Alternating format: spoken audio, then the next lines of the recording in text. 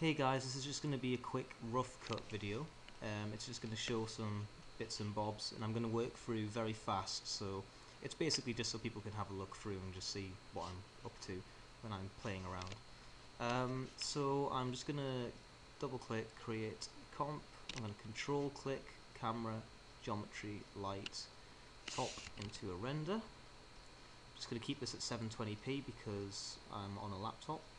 I'm then going to go in and delete out my torus, create a sphere, and then I'm just going to put that into a noise, and after the noise I'll put that into a facet, and I'll set my unique points to be on, compute my normals, and change my sphere type from mesh to polygon, which will give you this sort of faceted look.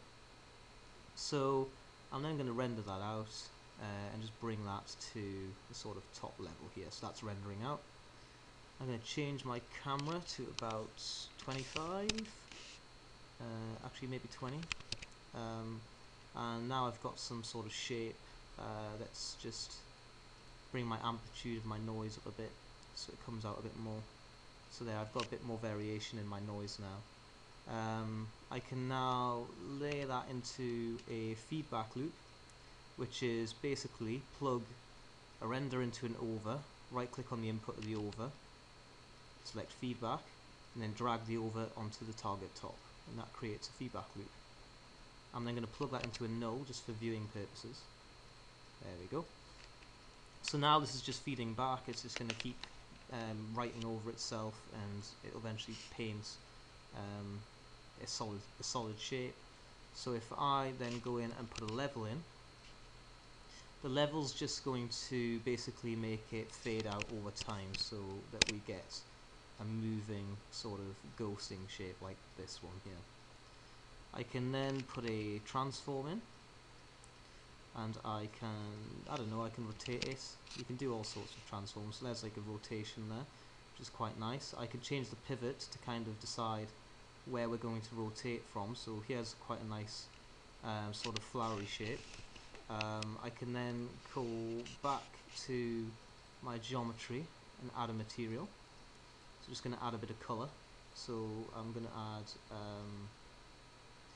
I don't know, maybe some sort of yellowy blue colour. So if I put a rim light on, choose blue on there, and then maybe set the strength up. I have no idea what I'm doing, by the way. This is just sort of a playing around kind of thing. I'll put an HSV adjust in there into the feedback loop, which will just give it a bit of variation. So now we have a few more colours, so that looks quite nice. I'm just going to see what it looks like if I tile it and then flip all my parameters. I can then crop that in and maybe crop down. So that's quite interesting. Maybe actually pull that out a bit just to give it a bit of sort of shape. Yeah, so there's something. Looks quite interesting. I can then put that into another feedback loop, and so this feedback loop is now going to act upon the output of the other one, which is this. So I can put another level in, change my opacity to about 0.7 maybe for this one, maybe a bit more than that, 0.8. And then, I don't know, let's put a transform in again and do some more bits and bobs. I can scale down, which gives you this kind of effect, or you can scale up, which gives you sort of exploding effect, which is quite nice. We can do more rotation on top of the old one, which will give us some sort of interesting shape.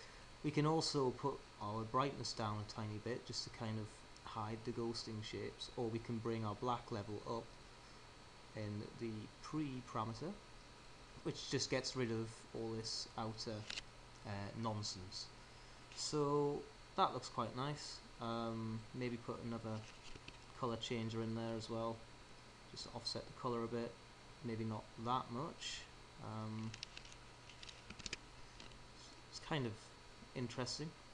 So what else can we do? Let's play around with the display, so we could chuck that in, put some noise on that,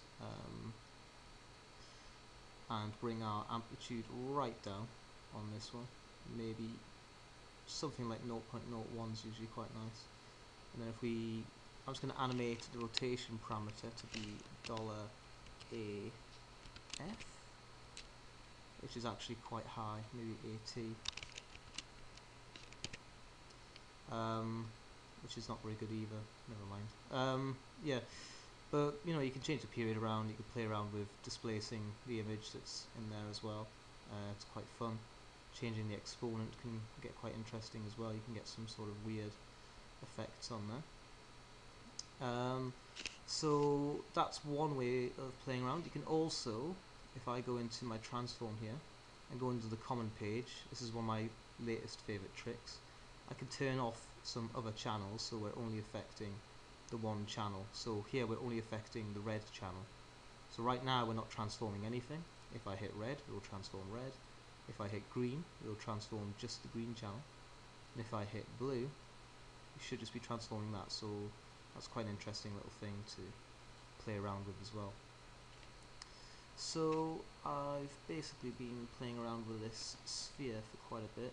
So let's do something a bit different. This might get a bit heavy, but let's copy some geometry onto the sphere by instancing. So I'm going to create a SOP2. I'm going to drag the facet on, which gives us these channels here. I'm then going to just drag this light down, create another geometry comp, drag in a sphere into that, a primitive sphere, it's a bit more lightweight, and I'm then going to set my instance to be on. I have a chop, and the chop is geo1 / SOP21, hopefully, tx, ty, tz. I can op-arm those parameters, and now you can see we've got a hell of a lot of spheres there. So I'm just going to go in, right click, open up my parameter window, come back out and bring those spheres down in size, because they're quite heavy at the moment. So I'm not sure what that's going to do, but it looks kind of interesting. Looks like some sort of mushroom cloud. So I'm going to just apply another material to that, maybe change the colour a bit, have a bit of fun with that. Some sort of blue, maybe add a bit of alpha on actually, just have the sides showing, which gives this kind of weird see-through effect. And if I turn on my blending transparency, it's just going to help that out. And I can then bring my roll-off down to kind of just create an edge. That blue is quite dark, so I'm going to go back to a lighter colour. I don't know, something like this. I'm not sure what this is now. It's got a bit crazy, but let's bear with it. In fact, it looks better without that display, so I'm going to get rid of that. So that looks a bit nicer. I'm going to try a feedback loop within a feedback loop. So we're getting a bit of sort of inception stuff going on now. If we put a feedback in here, put it to its over, and then maybe transform that and maybe just scale that out and see what happens. Oh, it's quite interesting. Scaling down is probably a bit more fun, and scaling from a point, it's going to work. This might be a bit too much for it. Let's put a level in. Might be better to not have a second feedback loop, because it's kind of getting very dark unless I put the brightness up, which is probably not going to help it, to be honest. Oh, nope, it's getting a bit insane. Transform down. Oh, there we go, there's something interesting. Where did that go? I've lost it now. Oh, never mind. That didn't work very well, did it? Ooh. Now it kind of does. It's quite fun if we pulse it, which we could do with a beat. We'll just set that to local sequential. Sign it. Set math to be range -1 to 1, 0 to 1, and then just drag that into the scale and then see what that does. That's getting quite interesting now. Some fun bits and bobs going on there.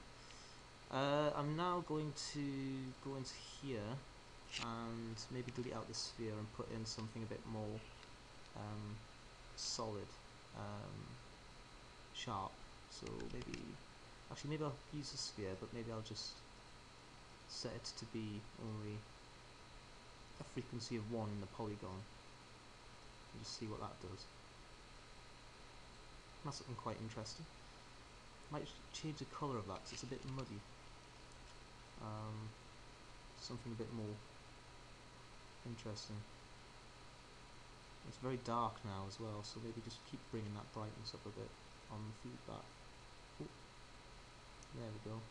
Sort of bleaching out now though, so put one in here. A bit of brightness up. There we go, that's better. Yeah, that looks quite cool, doesn't it? What else can I do? What else can we play around with? We could do a bit of separation on it. I don't know if that's going to look any good or not. Maybe B, scale down B. Just going to give it a bit more depth, or maybe even scale up B. It's quite interesting now. What else? Could put it so it's circling as well, which might give it a bit of depth. So if I just give it a circle, the circle needs to be 20, or is it 10? It's 20, I think. ZX, NURBS curve, and then we're just going to set that to be the path. So now if I roll around that, oh, look at geometry, no camera, look at geometry. There we go. That's quite fun. So if I now change my position, it's going to kind of change the look of it. Maybe I'll put a beat into that. Oh, if I can type. And throw that into the camera's position parameter. It's really getting quite heavy now. Where am I losing my colour? That's quite interesting now, isn't it? Maybe take this and add it to this, and then put that in, see what we get. Ooh, that's not very nice, is it? Maybe this one then. Let's try that. No, it's getting really dark and murky. I'll leave that be. I wonder what it looks like inverted. Ooh, horrible. Be advised not to invert inside a loop, because if you do, it basically goes like this, which is a little bit too insane for anyone to deal with, especially on a visuals night. Unless you're into that kind of thing, in which case go wild, but I personally prefer not to. So you can do like these weird, almost glitch-like looking things with very little effort. Maybe Gamma could just come up with it. Ooh, no, it's a bit extreme. Maybe just change that math. It's about 0.8. There we go, that's better. that's quite cool. And our geometry is literally this, so that's all come from just this render basically, which I could just turn off as well, which will give us a completely different visual. So another thing that's quite cool is knowing how to switch between two. So if I just lay down a base comp, so this is, I'm just going to call this module 1, call the other one module 2. I'm then going to lay down a select, and then another select, so 2 selects, and a cross, and they're just going to go into each other. And this select is basically going to house whatever the output is for each module. So if I go to module 1 and paste, if I lay down an out,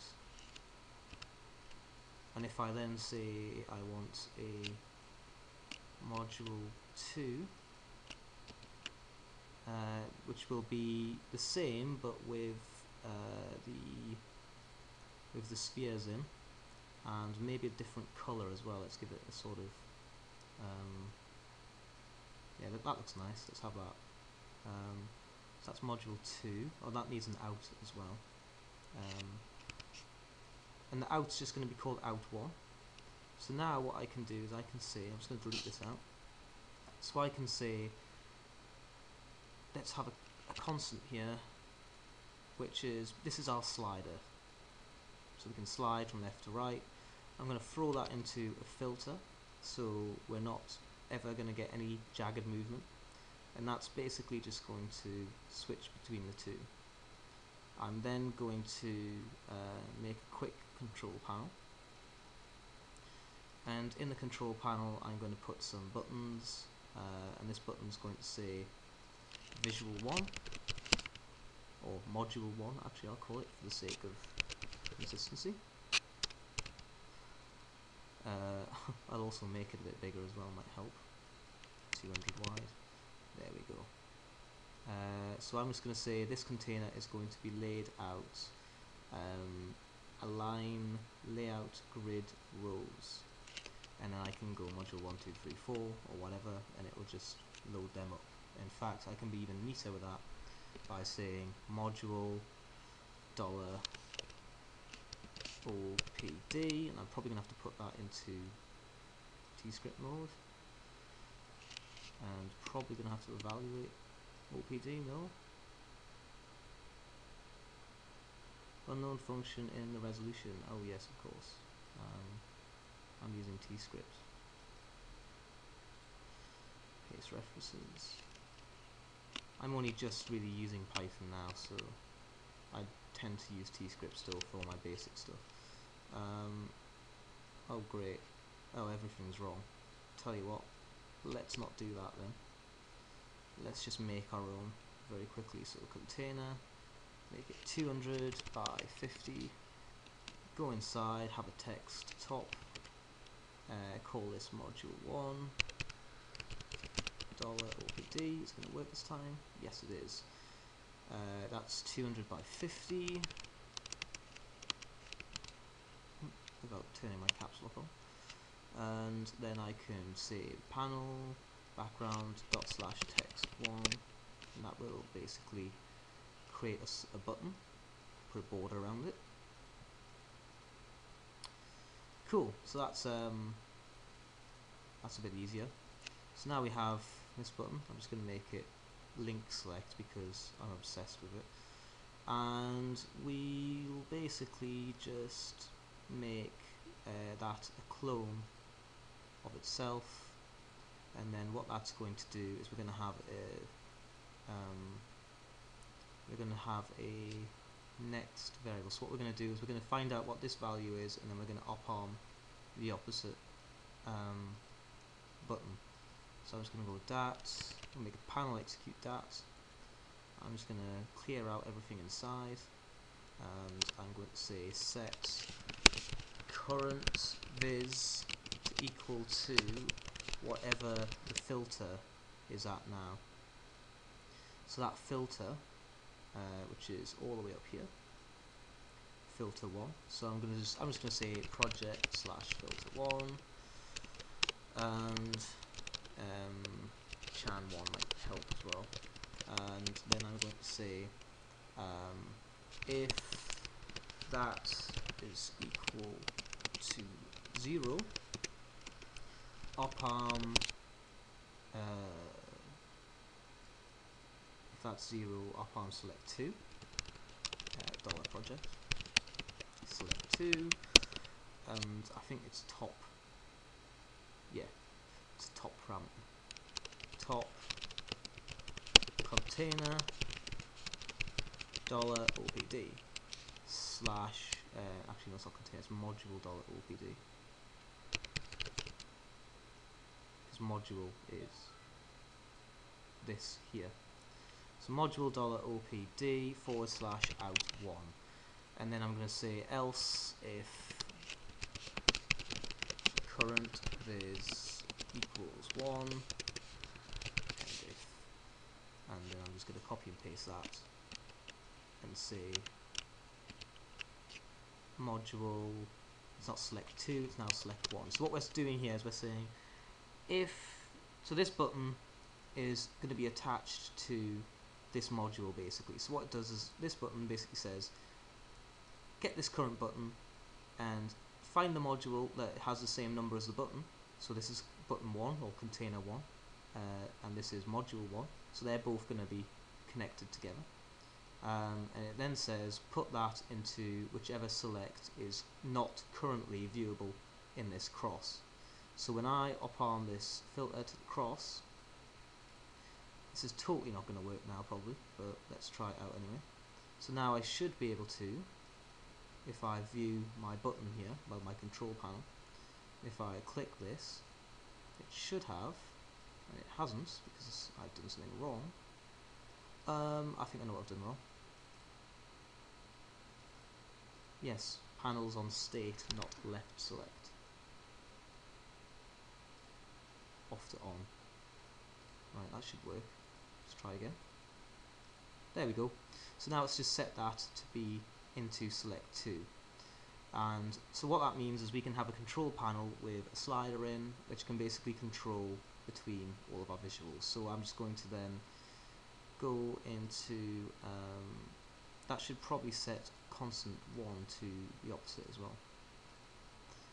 So I'm just going to go and edit this a little bit now. So it says, okay, so if the current viz is 0, else if the current viz equals 1, and then what I'm going to do is say if current viz is equal to, I should be able to do it in here, but I've got a feeling there's something might go wrong.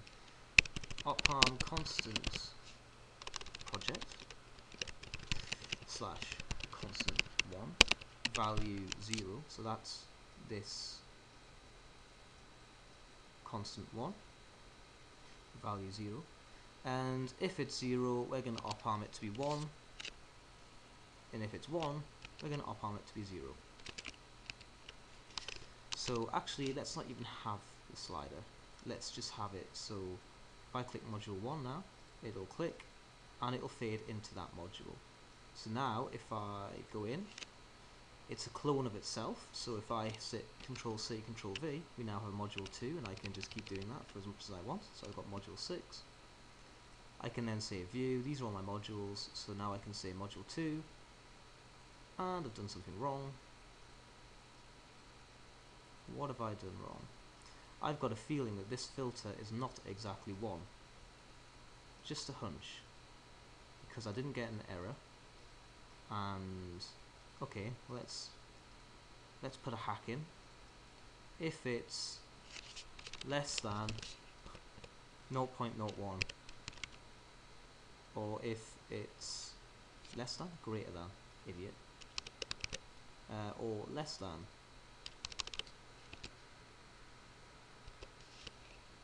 no, that is less than, I'm completely deranged, less than 0.099,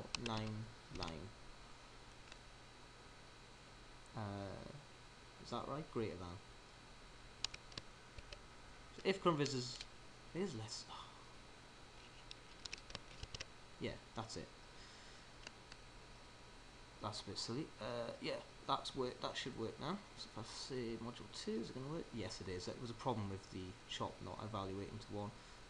So there you go, you've got one visual there, and I can say module 1, and it'll fade into module 1. I can go module 2, it'll fade into module 2, and then I can just go and create extra ones. So I can really quickly say, okay, module 3, let's just say module 3 is going to be tiled with a lot of crop left and right on.